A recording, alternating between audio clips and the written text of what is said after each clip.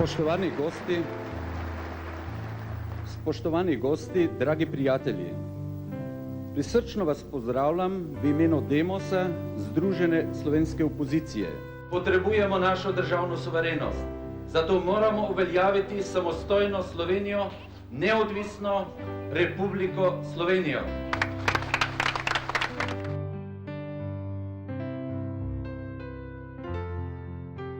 Izkušenj imamo dovolj, nabirali smo jih stoletja in predvsem zadnja desetletja, zdaj je konec tem, ne gremo v nobene kompromise več, mi bomo postavili svoj lastno državnost in da začnemo končno enkrat živeti kot normalen narod v normalni Evropi.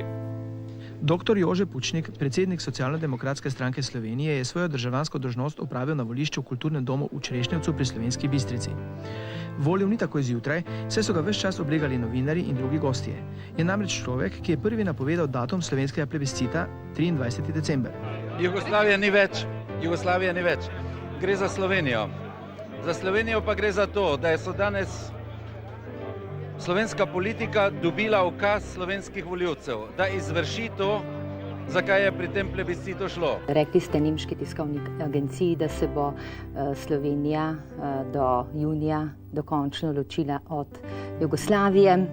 Napovedali ste lasten denar, no po današnjih izjavah predsednika predsedstva Milana Kučana, predsednika vlade Lojzeta Peterleta in tudi dr. Drnovška, pa bi morala ugotoviti, da ste tudi tokrat nekako en korak spredaj, da tako kot ste lani napovedali, da bo 23. decembra plebiscit in je tudi bil, ste napovedali tisto, kar je oblast očitno nameravala, pa ni izrekla.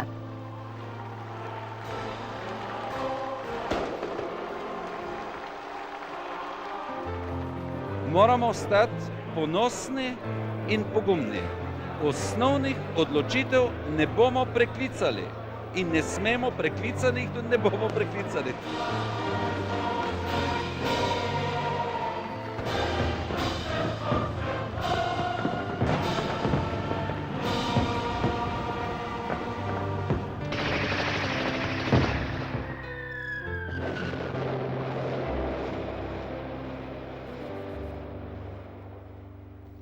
Nesporno je, da je koalicija Demos dosegla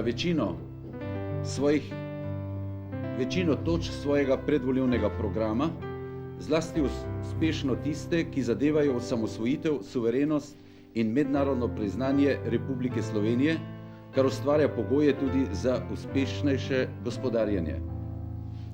Stranke so sklenile, da zaradi političnih razlik zaključijo koalicijo Demos in predlagajo predčasne volitve, ki naj bodo najkasneje do konca aprila 1992.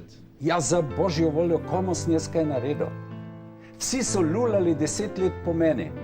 Kaj sem jaz dobival v pismih in tako naprej, ne bi raje razlagal. Vse ni važno. To je pač v politiki verjetno nekaj normalno. Ampak komu sem jaz kaj naredil? Nekateri so prispevali k temu, da so meni 7-8 let življenja odzeli. So prispevali k temu, da so me mlatili v